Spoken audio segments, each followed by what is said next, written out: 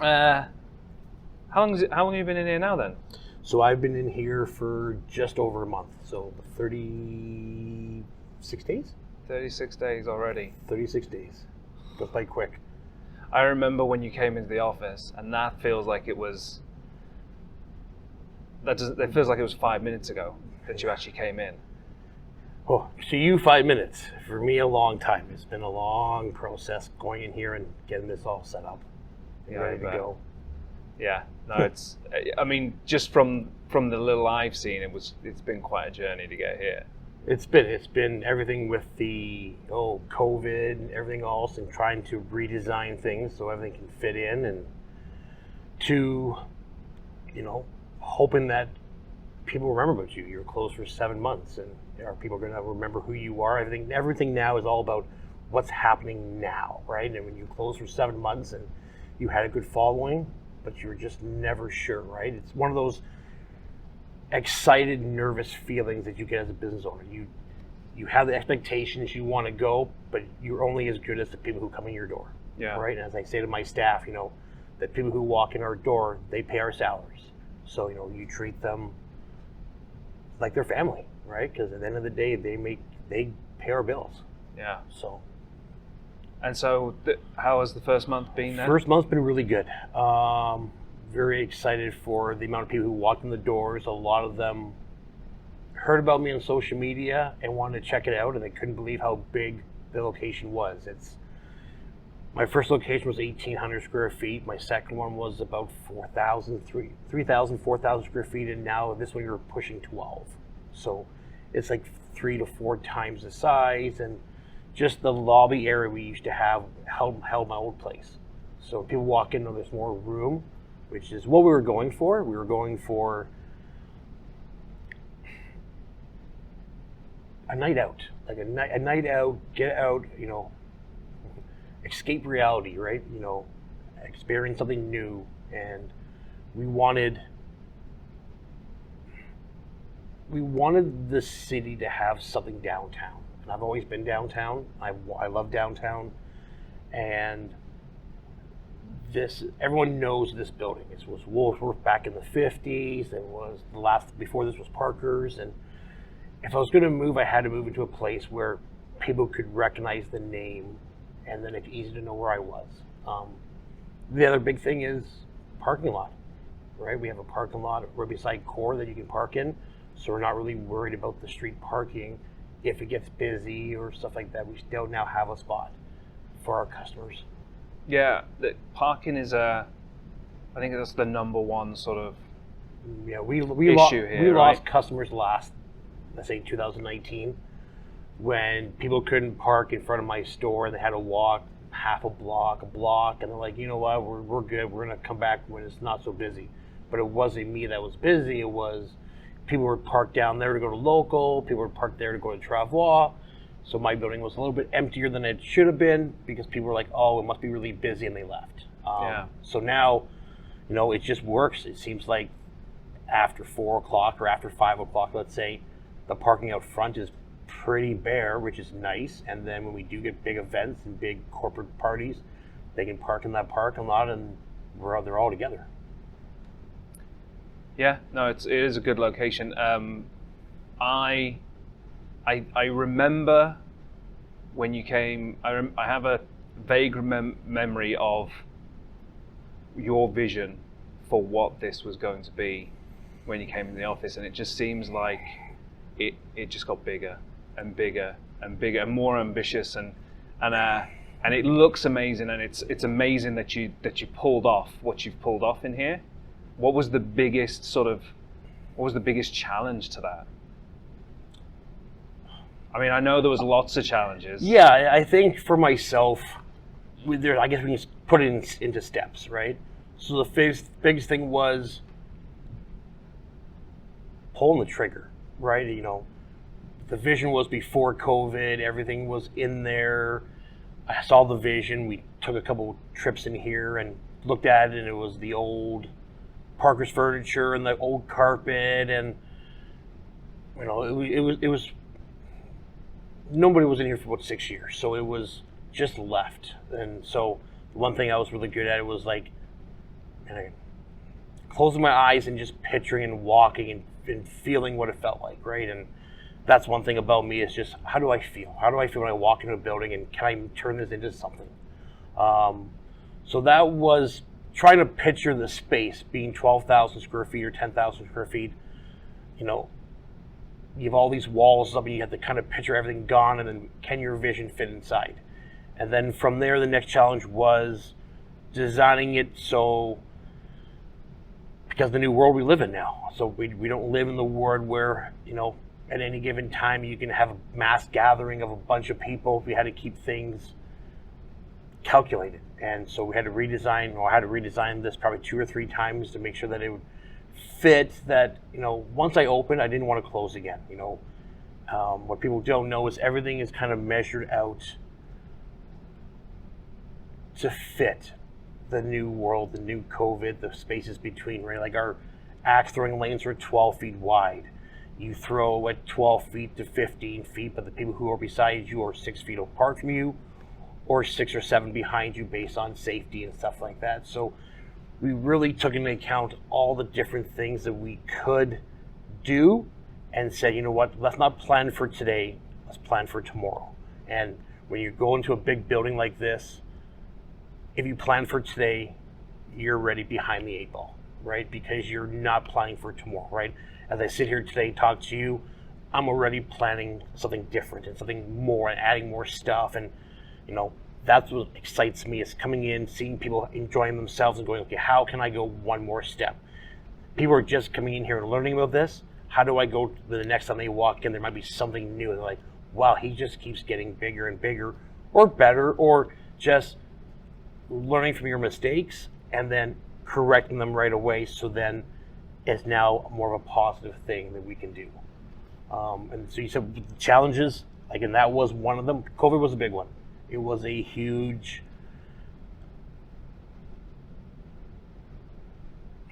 speed bump, right? It wasn't a stop sign. It was just slow down, focus, do it right. And it took longer than we wanted to open up.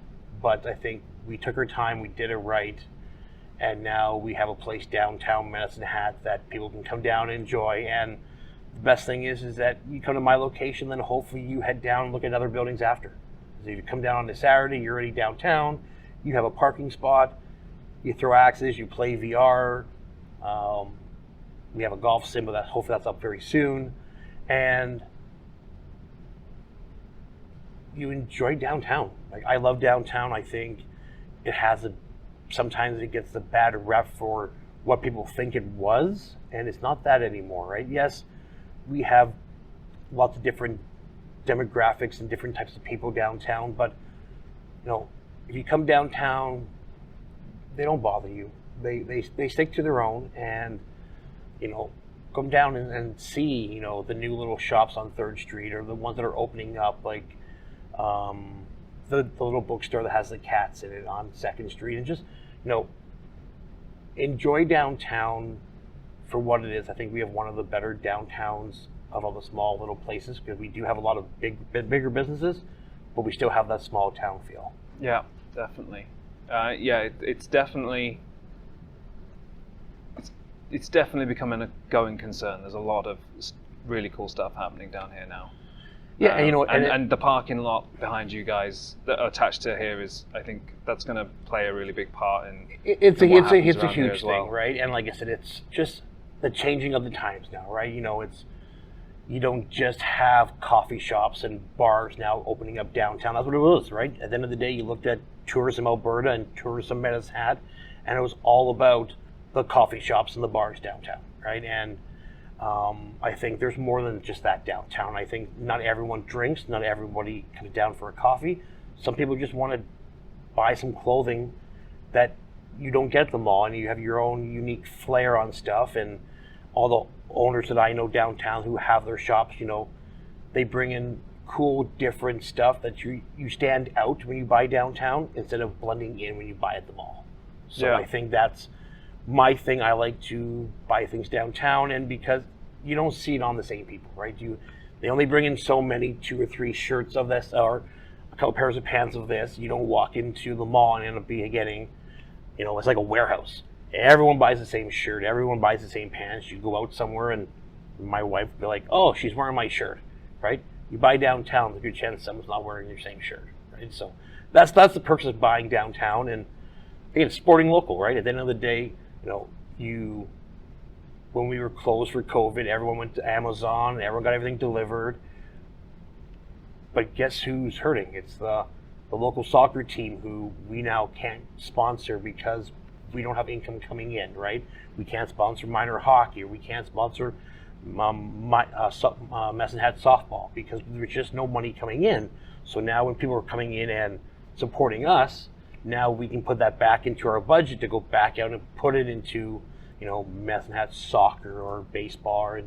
And to me, that's what it's all about, right? Locals supporting locals, so then we can then turn it back into for their kids. Adults come in, they spend their money, we put it back into the community for, let's say, local teams, but it could be anything. It could be art programs. If anyone has any information, things they want to be looking for some income or some kind of sponsorship, I'm open to everything, right? At the end of the day,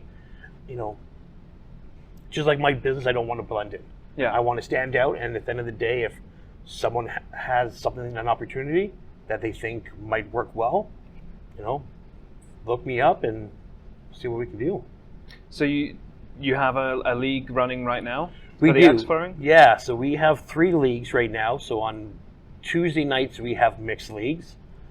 So 1 male, 1 female. And then on Wednesdays we have women's, and on Thursdays we have men's. They're 8 weeks long.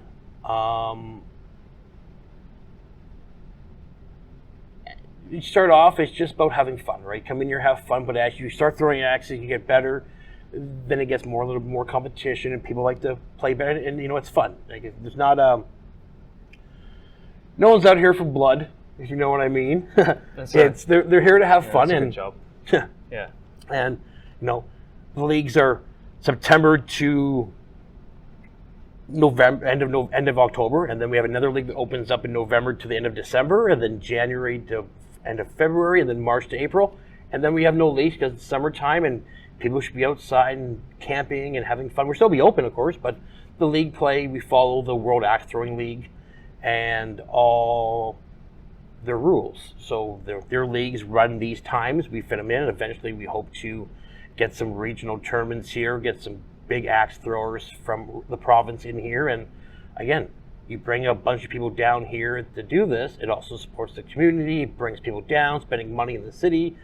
And it's the big picture, right? At the end of the day, people see this as just, a place to have fun. But when you start going down the different revenues and you start thinking about getting bigger and getting more things in here, it just helps everyone. The hotels are hurting because of the COVID. And so I'm not saying I can pack the place full of like hundreds of people, but you bring in 50 of the best, that could be 50 rooms that are being sold now. That helps the hotel, and then it helps the restaurants. And like I said, we all work together, right? I'm no better than anyone else. I'm just here to make a living and supply entertainment. So the golf is coming soon? Golf is coming soon. So we got the golf sim pre-COVID, and we just have a hard time getting it installed because people can't cross the border and stuff. So we found a local person up in Calgary, Airdrie kind of way, who will come down, but it's finding the right time to get in here. And I'm really picky. I'm a golfer. I want it to work right, and I'm not going to sell you a product that's, yes, you hit against stream, but it doesn't calculate it right. So I'd rather wait, hold off, get it done, calibrate it right, and then showcase what I brought in. Should be ready by the time golf season is over outside. So then we can practice your swing inside here and get ready for the next season. And all of that will then, so if people go to your Facebook page, then they're going to see. Yeah, they go to the Facebook page. They'll see photos. We'll have some updates and stuff. We'll kind of update as we go. The website's probably the best place that kind of has all the pricing and all of the stuff on there. We also can book online now, so you don't have to. One of our complaints before was people would show up to walk in and then there was no room.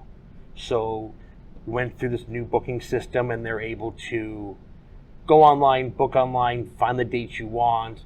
So now you don't have to leave home. Now you can just book from home. You don't have to wait outside or wait. Oh, you plan on bringing the kids in for VR and you're going to axe throw, but axe throwing is busy, but VR is not, and it wrecks your day. So the biggest thing is go to the website 616entertainment.com, spelled out SIXONE, entertainment.com, and everything is there. And we're always here by the phone. So if you need help, just give us a call, email me, Google. There's no way that you can't get a hold of us nowadays. So we're here to help you and make sure that you have a good experience.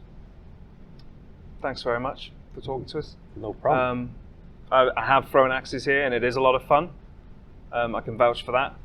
And yeah, hopefully we'll be back again for whatever you've got up your sleeve. Up my sleeve. I guess the one thing I should say, just for people who may not have heard about us, is that our hours are Tuesday, Wednesday, Thursday, Friday, 4 till 10, Saturday, 12 till 10, and Sunday, 12 till 6. We are closed Mondays, mostly because we need all that time to fix all the boards that you guys have wrecked over the week or weekend or that day.